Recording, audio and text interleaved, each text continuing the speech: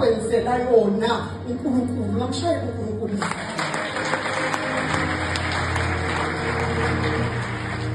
Wangihlenga kanjalo ke uNkulunkulu. Angikholwa nje ukuthi wawukhona forum. Kholwa nje ukuthi wawukhona forum. Abanga ukuthi izulu ladlala imilabalaba yasezulwini, ladlala chess, lakhipha leyanto, laletha intombazana, laletha itraki, langihambisa, laletha umfana ukuthi westaff, langisebenza lenza kanje, wenza show uNkulunkulu ukuthi uyayisave impilo yami. Wethembekile uNkulunkulu obizileyo, wethembekile uNkulunkulu onbizileyo. Yes, uNkulunkulu owethembekileyo. uNkulunkulu uyathwalana into uyafakana imeni. uNkulunkulu yena ma usungokaNkulunkulu awufakwa usathana nomxolela loyo bakithi. Nimiyeke lento ukuthi njalo mawusuneyinkinga ngapha yini kanti singafundi kuJobe. Uthi uJobe wise sokwamukela okuhle kodwa yini kusimakade.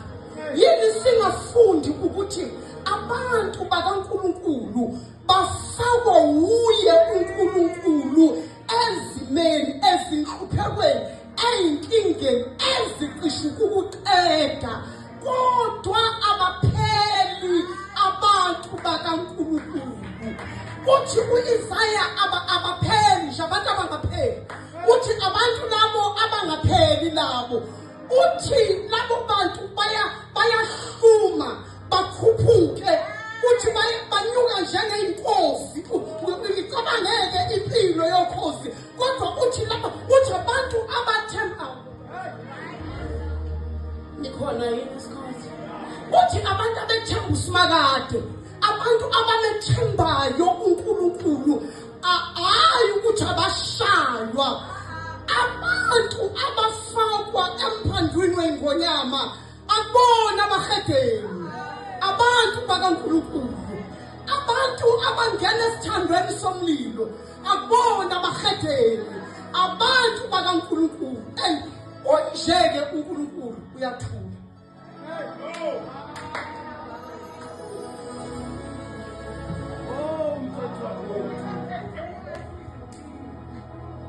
uNkulunkulu uyathula.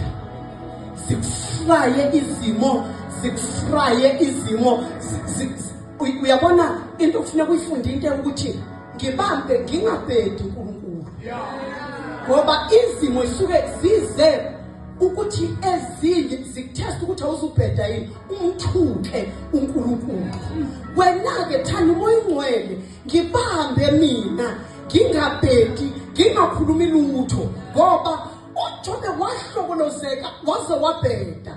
Ma esebhedile, uma ebuya uthi hayi ngeke uNkulunkulu, ngikhulunyiswe ukungazi mina, bengikhuluma nje ngingibulali kodwa manje njengoba sengiqonda, sengibeka umunwe wami emlonyeni wami, ngiyathula manje. Angisesukusho lutho, akhazi nje noma ngabe uhambo lungishaya ematsheni kulungile kaNkulunkulu. Asihambe uhambo alungifake emlilweni, sekulungile uNkulunkulu, kodwa ngeke ngisakusona, ngiyathula manje.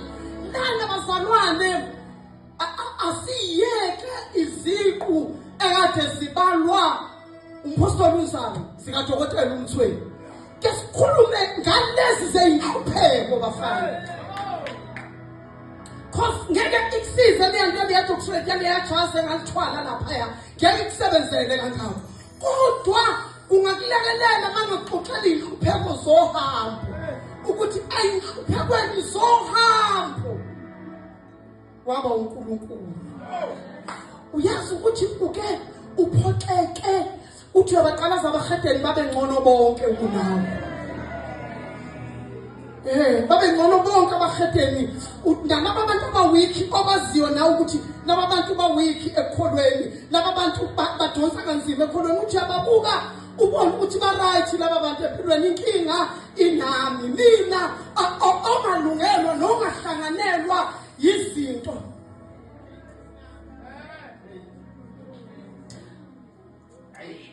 Kulezi ziqu zohambo ngifuna ukwelekelela. Siyabonga kubantu besilisa, obaba neinsizwa abakhona. Kodwa ngicela ke ningivumele address abantu besifazane. Ngifuna ukwelekelela abantu besifazane. Ngifuna ukwelekelela ama-single. Abantu nje abasohambeni ngoba naloko ngiyakwazi phela. Lolu uhambo nje olulonje. Uhambo nje lwesizungu, uhambo obuza ukuthi hayi ngoba ngijahe empetheni lendoda engiyifunayo.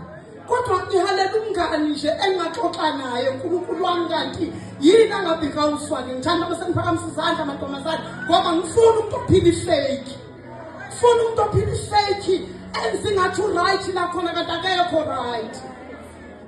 Uhambo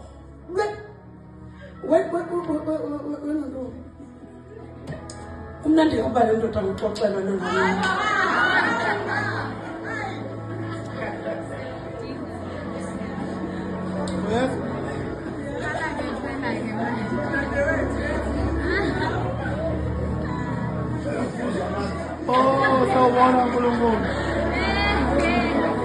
No, kunongo wazi ukuthi kubizwa abantu kube nabantu besifazane mangaka bese gcina kubhilidwa ngokushumayela ingakhulunyi into ezikayo emhlalisayo umuntu.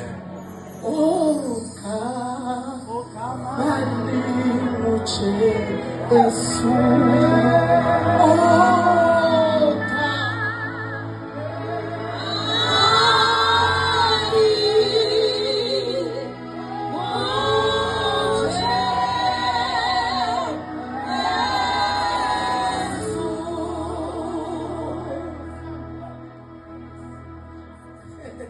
Alright, ngizobuya lapho entu kodwa ufiqedela lento ukuthi unandi banendoda.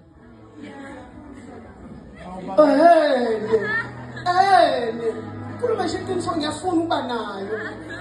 Uyazi ukuthi nje okwabamnandi kakhulu ile ikhehla lela kaMthweni. Awe mangabe uzumnandi leyanto. Awe malo. Awe malo. Awe ma. Bafowethu langiphatha kahle itrip lakwamthweni. Kwakumnandi ukuthi ngibuya la eKZN kathi ngizoshumayela wayizi ngiyadrive ngibuyele eGoli. Ubaba uyafona usukuphi. Hayi baba ngedlula ngibheke kumagaraji la uyabona baba osheri basesikhothi athi hayi kulungile woza ndaba ezitha ngikulindile.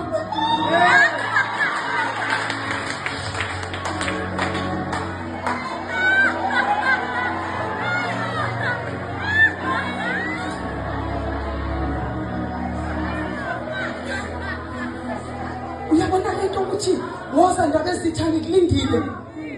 Bese wewise akhulume athi ifoni ifake kwispeaker uyibeke lapha eceleni.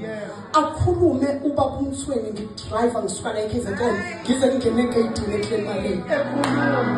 Athi ngenzela ukuthi ungalali ngoba kade ushumayela.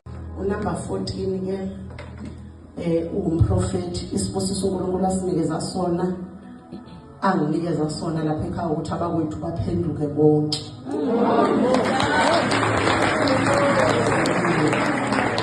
Enye into nje oyikhonzelayo uPastor Nzama ukhonza emseni omnandi okwazi ukuthi uhlala phansi uxoxa noNkulunkulu umtshele ukuthi uNkulunkulu phela lo musa engikhonza kuwo awuyongisebenzela. Lo musa wala ekhaya nami ngibenefit ngoba uyibeneficiary yalo musa. Umusa ufika ekhaya ubambe bonke abantu bese futhi ubanikeza ama-gift. Bonke abantu banama-gift bayasebenza. Amen. Then kulelo ndakazi yami esuka eLady Smith uKate ingane zami kumazibulo wami ebandleni mangiqala i-Tissue Nations uKate uyizibulo umazibulo mangiqala ibandla and mangiqala ukushadisa nje umshado waseThanyeni ngaqala ngoKate. Ngicela ukuphakame sisi babona uKate ngeke kusho wangithanda kwaze weqa ngoba wabe sengana kwaZulu wazalwa uMamZulu ke ngahlala phansi sike ngixoxe indaba zakhe engisaba ukuthi manje ngipulpiti ngiyakhuluma ngisengimdala wayengakangitshela udaba lwakhe inkosi yangitshela ngifihlelekile ngihamba nengelosi embi ingelosi engihamba nayo nonto iyaxoxa iyakhuluma yonke into ingelosi engihamba nayo owayizimene ayive ibheda uma uthi ubhala imessage ufuna ukukhuluma ngami kunzama uvela uthumele kimi uthi uyidelete ngifuse ngifundile ufana noma ujona nje unemkubebetayo uvela uthi ukhuluma nomuntu wakho uvela uyithumele kimi ngivele ngihleke mina ukuthi lo indaba zakhe sethi ungaboni inhlobo ukuthi uyithumele kimi imessage injalo ileyo ngelo senjalo ayifihlekeki lutho manje naye-ke waye engangitshela ukuthi inkosi yangixoxela sihlala naye ngase ngivuke ekuseni ngithi uthi nje ukhethi nje konje ngathiwa nje uNkulunkulu wami sekuthiwa nje ukhethi uMamZulu wacishe waqhuleka nje bengisho nje ukuthi ingabe konje ngiyaqhamukela emhlabeni onjani nje usuthi ukhethi uMamZulu ngoba inkosi nalana nje khona esifike ngixoxela indaba zabo abanenhlanhla ngizobatshela ngakahamba ukuthi indaba zabo zimi kanjani ngayeka kodwa udosa abantu ngibatshelele phambili ngiyadoza ngihlebele eceleni ukuthi kuzosala kwenzeka u1 no2 ngoba iyaxoxa amen. Ngiyambonga-ke uNkulunkulu kakhulu lelizwe-ke engize kulo namhla ngileli into ongayazi engibona ihlobo zami lana bazalwane umbutho wabafelokazi abafowethu kunombutho lana engagcina ukushumayela kuwo sisithandwa lapha emuva esidonsa lo yambutho umbutho wabafelokazi la nje bekukhuthazwa manje mina ngithi ngiqualify endaweni zonke ngibone nje uNothunjo bengibizile nje uyaqualify izingqwele yohambo nje ingqwele yohambo entekayo yabishayeka ihlephuka isukume iqhubeke nohambo akaphazamile nje bazalwane njoba ngihleli lapha phansi ngijabuliswa ukuthi uNkulunkulu angethembe akukho lula kuwena umuntu owethenjwe uNkulunkulu angethembele uhambo uNkulunkulu lonto mhlawumbe kwento ongayazi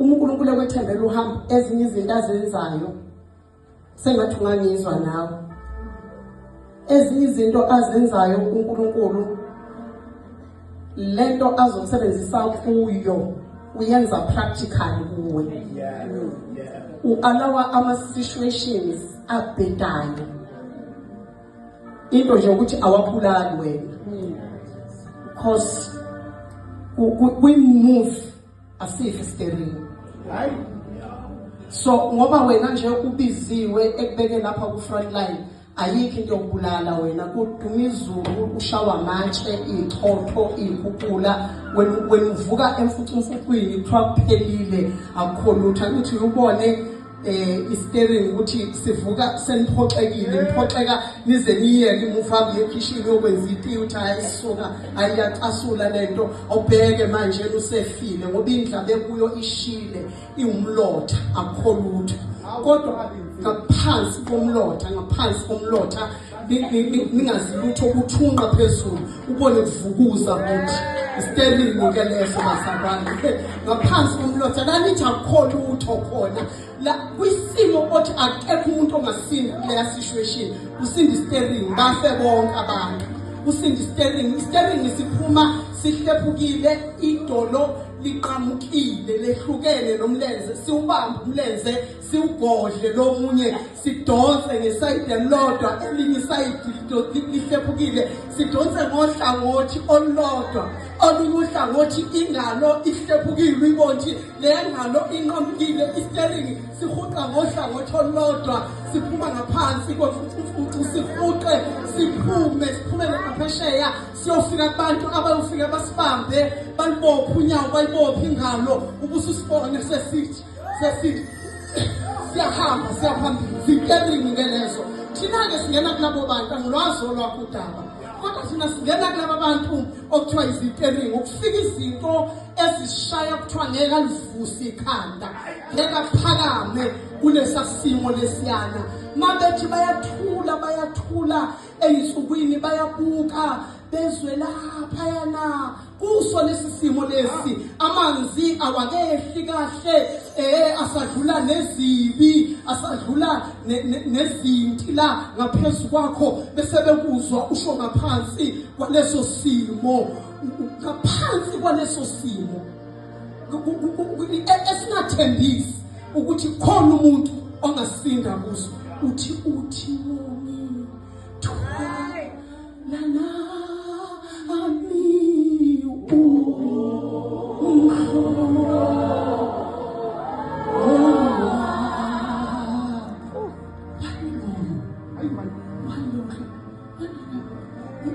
ngingavumela ngikhulume wazalwane ngingavumela ngikhulume nje mhlawumbe noma ngashumayelana ngingavumela ngikhulume noma ngashumayelana angithi kufanele uhambo sihambe sikwethula ngoba sesinama testimony amakhulu bazalwane senzele ukuthi onontu bezokwazi phela ukuhamba because onontu phela kubuye khanjwe ngane yami kubuye khanjwe ngamandla omama umthweni hayi kaJesu uhambo lwamba nje lubuye luthi awusamboni inhloko uJesu kodwa uyambona umama umthweni mina ngiyabuza ukuthi nonto uyangibona yini ukuthi manje ngiyabona ukuthi asamba ngiyangibona mina yebo ukuthi uJesu uthi hayi ngikho ukuthi asambe ngoba mina ngiyambona asambe manje lokho kuyaphoqa ukuthi ama testimonies ethu siwashare lelizwe ke mamdlangelela ngashumayela kulo kakhulu ebuntombazaneni bami ngishumayile ngigudlile intaba lezi zokhahlamba ngishumayelile wemamdlangelela usathane wayefuna ukungulalele wembese ebuntombazaneni bami 1986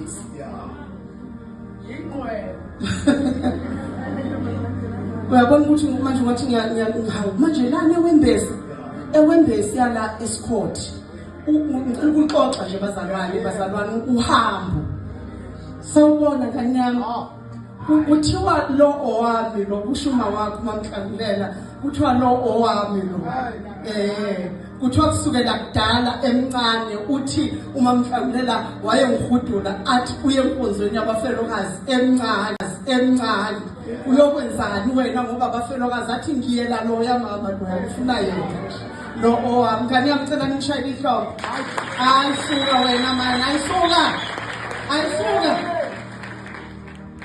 ngisuka evenda wenzama nalapho usathamfungula ngoba uma eyibona into kaNkulunkulu ma engasazi ukuthi akwenze njani ufuna ukubulala nje literally fana umwatshwe ukuze iphele lento obanga ngayo umsindo ngisuka evenda sengiyiswe evenda ngiyashushumbiswa ngifuna ukubulawa yilanga nje lasevenda ngigulela ukufa bathi odokotela lo muntu ngeke ashumayele kulelizwe akabuye elizweni la kubumzimba wakhe ukwazi ukuthatha ihit yasevenda ngiyaposwa ngiyanqamula udaba lwami ngoba iningi into efuna ukungulala evenda ngiyaposwa ngiphathiswa abantu abathile bafike bangibeka egoli angazi la bangibeka khona sekuthi mangihamba manje kwasengahlala igoli nithi ngathi bangihlisa lana laba bantu labanye bafike bangibeka lapho kwathonanga amatekisi aya eKZN kodwa uma mina ngisuka event ngifuna ukuza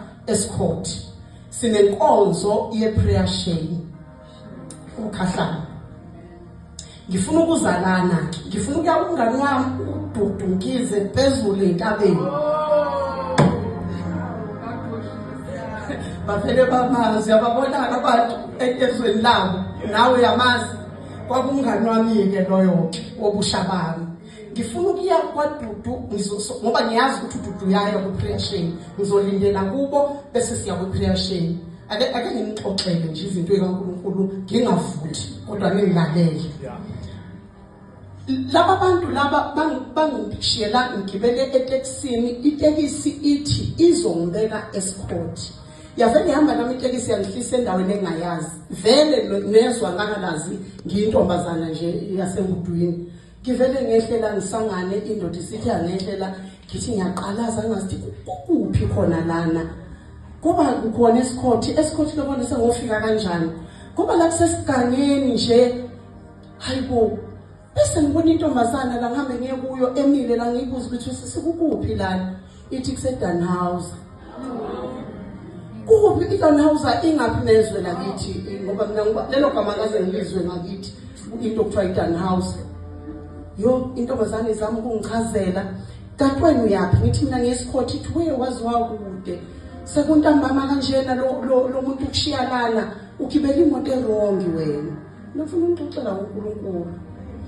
Ibisithi mina ke ayibafowethu ithi le ntombazana kimi kodwa ke ngilinde umuntu wami yena udrive ama-truck uyakhona isikhothi ngizokucelela kuye akugibeze. Uma mina sengihamba noNkulunkulu bazalwane nje bese ngihambe ngiyiboost kwakuyintombazana kwakuyitruck sengihamba ke ngimfunda uNkulunkulu ngoba sake satholwa izingelosi singasazi.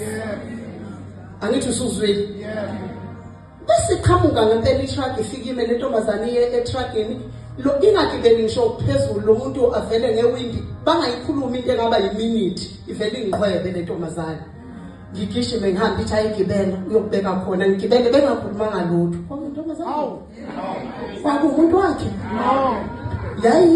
yayithini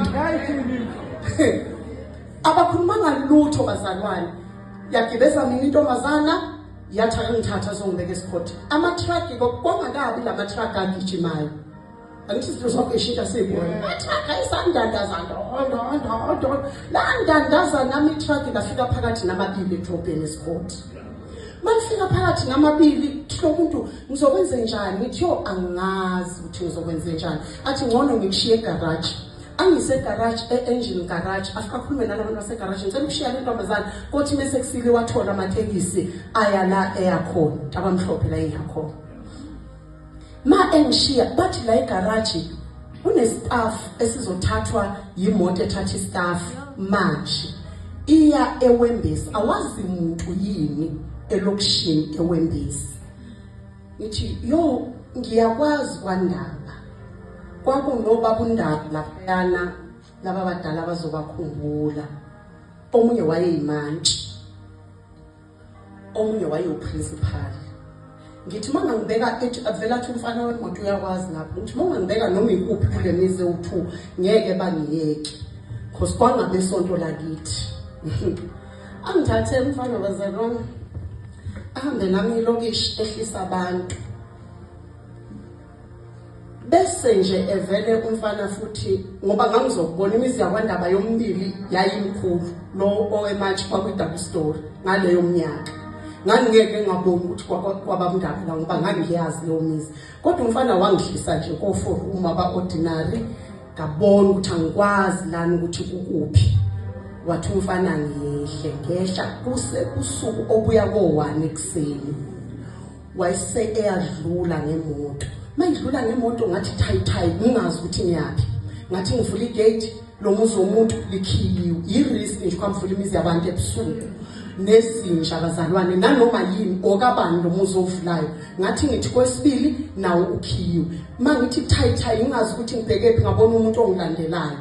Kwasho masinyane futhi ukuthi uye lo muntu okade drive lo muntu okulandelayo. Akuqhamukanga isigebengu sisho uyena lo muntu ozokugebenga. Bese mangithi lo muntu ngithi emva kwami ngiswa ngishiwa igazi ngithi jeqe nangu umuntu mangithi ngiyashesha ngithi ngiyahlisa ukuhamba naye kwehlise ngithi hayi kuyaphela ngamla. Umuzi olandelayo engathi ngivula igate lawo lavuleka. Ngangena wangilandela lo muntu wangena nami. Ma ngifika emnyango nganokha ngasho kanye nevoice egedezelayo yentombazana encane esabayo ngathi koko umuntu ongaphakathi ozongitshela wena ukuthi wayihlalelene ngalelo ngizotshelwa wuwe. Wathi ubani loyo? Washo umuntu wesifazane. Ngathi unokwethemba akangangibuza ukuthi wakwabani. Wathi wavula umnyango. Lo muntu ongilandelile ume ngodonga lwendlu uncike kanje. Ungilindile ngokuwazi kahle ukuthi ayikho lento engingena la. Akukho la engiyakhona. Ume ngodonga uncike kanje lo ongaphakathi wavula umnyango ngangena wavala. Nalapho futhi gcino mase ngihamba noNkulunkulu ngahamba ngathi kwangewona uforum lo yami.